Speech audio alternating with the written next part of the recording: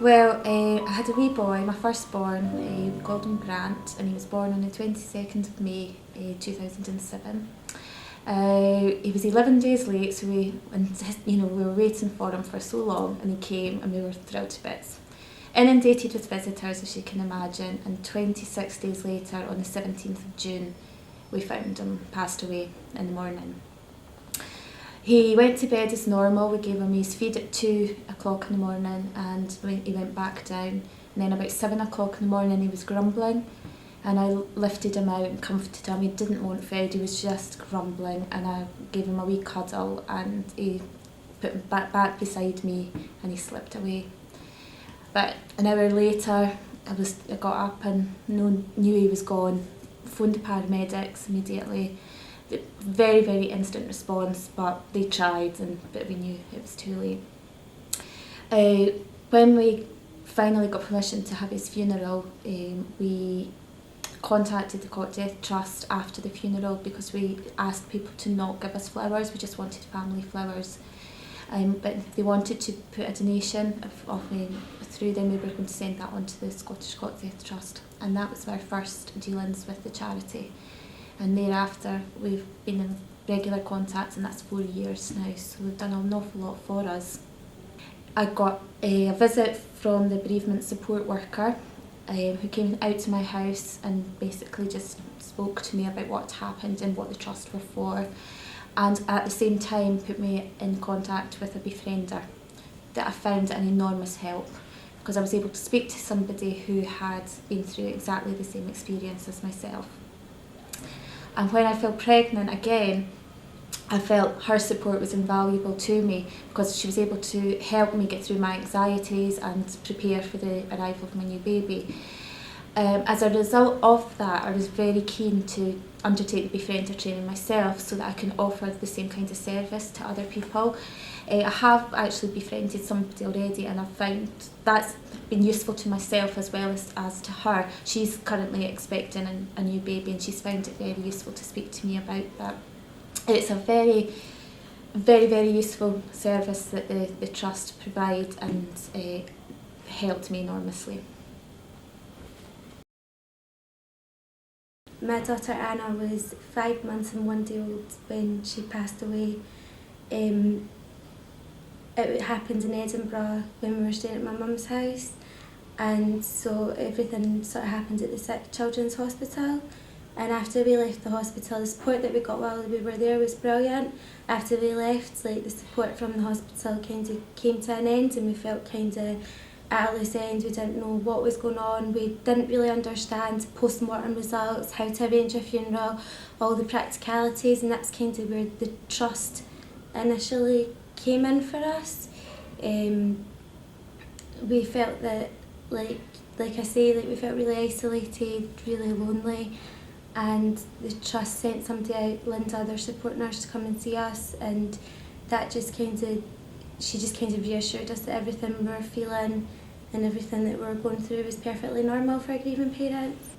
Also, the trust gave us a counselling service where they actually train up their own counsellors so that they understand kind of all the involvements of the police, of it being like a sort of, it's treated as a criminal investigation at the beginning, all the things that really traumatise parents. They're aware of that, so you're not having to go and start from the beginning. You can go and really talk about the issues that you have with a counsellor without having to describe all the backgrounds and them not understand, which really, really helped. I'm almost hitting the year mark now, and that support's not changed. It's still there as much as I need it to be, or as little as I need it to be. It's entirely up to me. They kind of leave the ball in your court.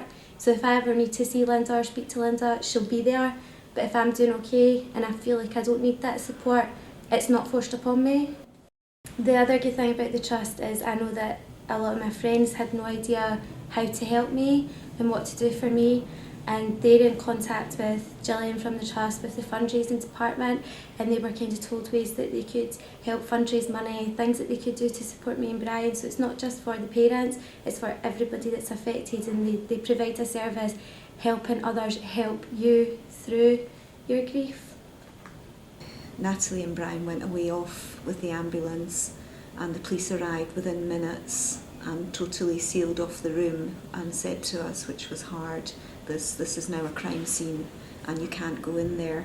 Natalie had gone off to the hospital in my dressing gown, so I was trying to go in and get some of her clothes to take back up to the hospital, and the police said no, we couldn't go in that room, so I had to get some of my clothes for her. About 4 weeks after Anna had died, and we hadn't had the funeral yet, I was looking on the internet where I could get help, and I found the Scottish Cot Death Trust, and I emailed them to ask how I could help my daughter, because I could just see that she was devastated, and as a mother there was nothing I could do or say, and everything I said or did seemed to be wrong at that stage. And so I contacted them through an email, and after a few days, I think, someone Linda texted me to ask how I was and could she phone me, and so we had a phone call.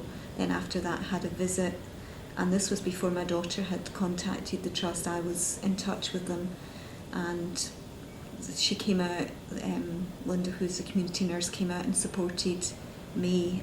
Because I was helping my daughter so much, I didn't think about my own grief, so I just kind of pushed that down, and I didn't grieve.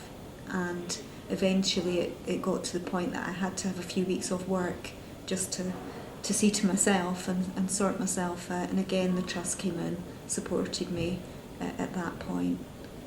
And I kind of think about Anna all the time. She's in my thoughts and my thinking. And I've got this little necklace that I wear that's got her picture in it, and I sometimes just give it a little kiss and I feel that I'm close to her, and it's a silly little thing that I do. But also in family photos and things, if I wear this, Anna's with us. November 1979, at that time I was a traffic police officer in Lothians and Borders Police, and I can remember hearing about a cot death that had happened in a town not far away from us. And I went home to Elspeth and can recall saying there's a family must be going through hell right at this moment, because we had a 4-month-old daughter at that time, so we could relate to what this family was going through. Little did I know that 3 days later I'd find myself in the same position. Being a traffic cop, I was able to get home for our lunch, and I got home for lunch just about 12 o'clock that day. Elspeth had my lunch ready. Lindsay was lying in the pram in the hall. She'd been up the street with Elspeth, doing some shopping, and I sat down to have my lunch. Elspeth went through to get Lindsay for her feed, and I just heard an almighty scream. I ran through to the hall and looked in the pram, and because of the job that I'd done, I knew right away that my daughter was dead. We had a 2.5-year-old at the time, so you have to carry on for him. It's, although you don't want to get up in the morning, you don't want life to go on as normal, you have to try and make some normality because he's there and you have to do things with him. And then people come in with very good intentions of helping you, and they move away things like the steriliser set that's in the kitchen because you don't need it anymore, but it's worse to not see something there than to see something there that you've been using because it seems an even greater hole, but the person is definitely not there anymore. I can remember we were walking down the street in Galashiels a couple of days before the funeral, and we saw people walking up the street who we knew, and they suddenly crossed the road, or others were turning and looking at the shop windows or going into shops, and we knew we'd done nothing wrong.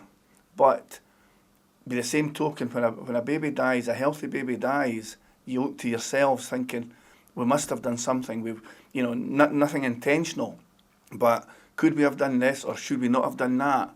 Because babies don't just die for no reason. So the mere fact that you then see people, I feel like, shunning you in the street, you start to think, do they think we've done something wrong? We went on to have another son after Lindsay died. And at that time, there were no monitors available in the Borders. And we had to get one from Edinburgh, but we had to wait 6 weeks for it.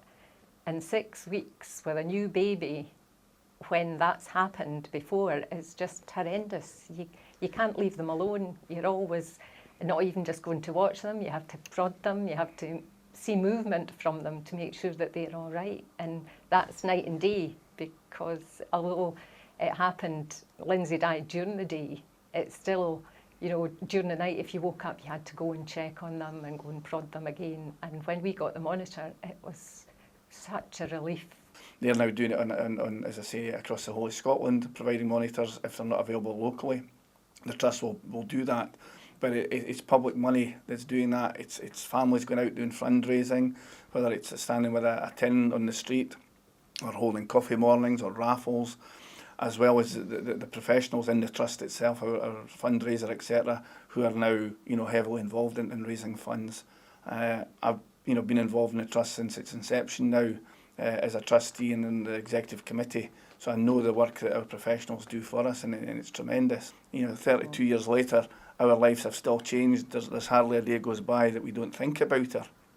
I mean, it's a crazy thing. You think, you know, we've got 2 other sons now and they've got families, and we think, you know, wonder what Lindsay would have been like. But it's always the what ifs, and we know it's a pointless question, but you can't help asking yourself these questions.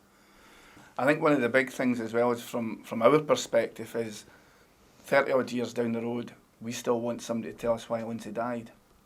Even if they turn around and tell us, if you'd put her in this position, or if you hadn't fed her this or fed her that, or whatever, even if it was something that unwittingly we'd got wrong, I still want to know.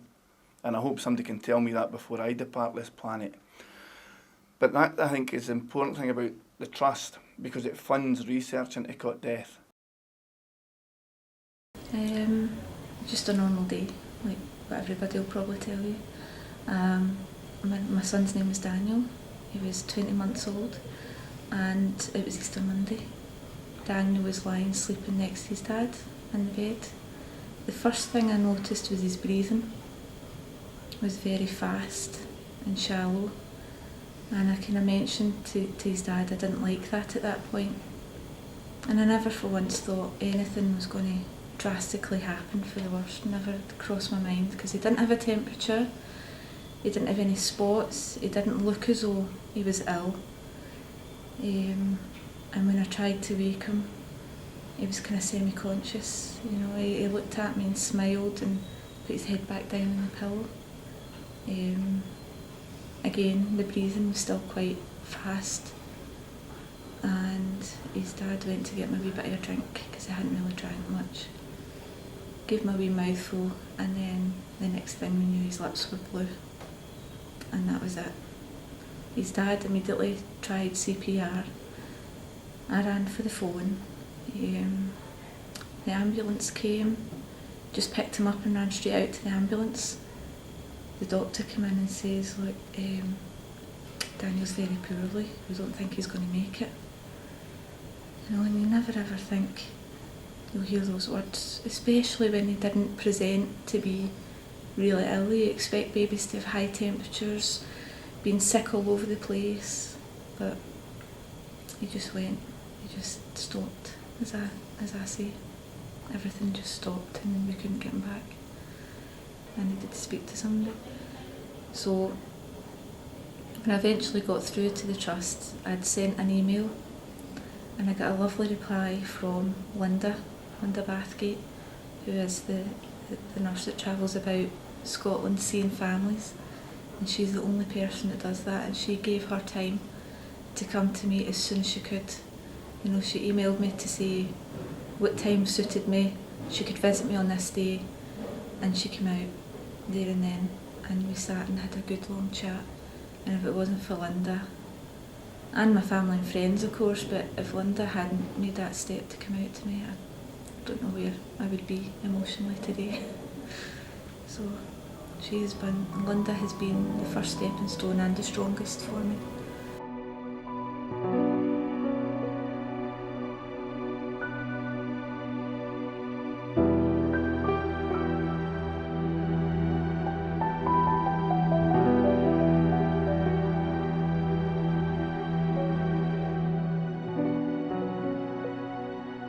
If you or someone you know have been affected by cot death, please do not hesitate to contact the Scottish Cot Death Trust.